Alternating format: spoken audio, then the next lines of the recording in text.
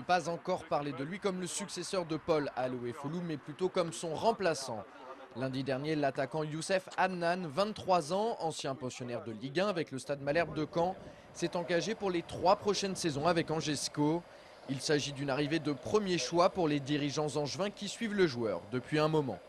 L'ensemble du club se réjouit de son arrivée. C'est un joueur que nous voulions depuis un petit bout de temps, un vrai buteur. Donc voilà, qui a encore une grosse marge de progression. Il n'a que 23 ans. Voilà, il va venir chez nous. On est très heureux. Je l'ai fait signer. Nous l'avons fait signer, pardon, 3 ans. Donc voilà, c'est un vrai bonheur de le retrouver.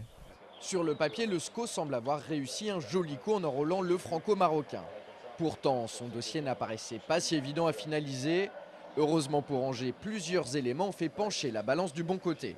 Le premier, c'est la relégation de Caen, club auquel appartenait Youssef en Ligue 2. Le second, ce sont les bonnes relations qu'entretiennent les deux clubs suite au transfert de Faïd Ben Khalfala en Normandie il y a un an. Résultat, le président du Stade Malherbe, Jean-François Fortin, a accepté de libérer son ancien protégé de sa dernière année de contrat. Sans ce geste, pas sûr que le SCO ait été en mesure de faire venir son nouvel avant-centre. On a saisi l'opportunité d'une saison un peu compliquée, la descente du club, pour lui proposer un nouveau projet. Il a eu envie dès la première seconde au téléphone.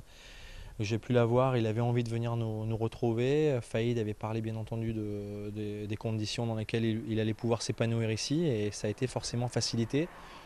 Certainement le fait qu'effectivement Faïd soit allé là-bas. Pour celles ou ceux qui ne connaîtraient pas ou peu Youssef Hannan, il a signé son premier contrat professionnel avec le Stade brestois en juin 2005. 2 ans plus tard, il rejoint le Stade Malherbe de Caen pour une durée de 3 ans. À peine arrivé, l'attaquant est prêté pour une saison à Cherbourg, formation qui évolue en national. Cette année-là, Youssef termine meilleur buteur du championnat avec 20 réalisations en 32 matchs. De retour de prêt, il découvre la Ligue 1 avec Caen mais ne parvient pas à s'imposer. Devant lui, il y a un certain Steve Savidan. Pour le reste, c'est encore Olivier Piqueux qui en parle le mieux. C'est un joueur qui a pas un gabarit impressionnant, il doit faire 1m80. Très véloce, c'est un joueur qui se déplace surtout très bien dans la surface. C'est vraiment un joueur de surface pour moi. Alors, il a été utilisé pas mal de fois sur le côté avec Franck Dumas à Caen.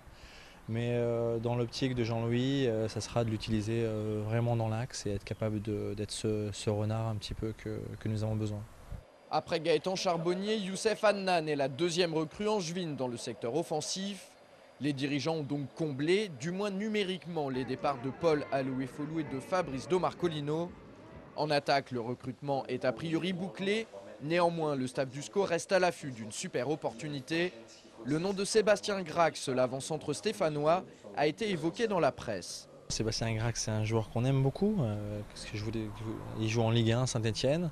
C'est aujourd'hui malheureusement pas dans notre capacité financière d'accueil, à moins que Saint-Etienne soit capable de nous faire une prise en charge du salaire. Mais bon, même si on s'entend très bien avec Bernard Calazzo, je ne pense pas que ce soit d'actualité pour le moment. Le dossier Grax semble compliqué, comme beaucoup d'autres dont nous parlerons demain, notamment les cas d'Arocha, Echouafni ou encore Olympa. On vous en dit pas plus pour le moment. À demain.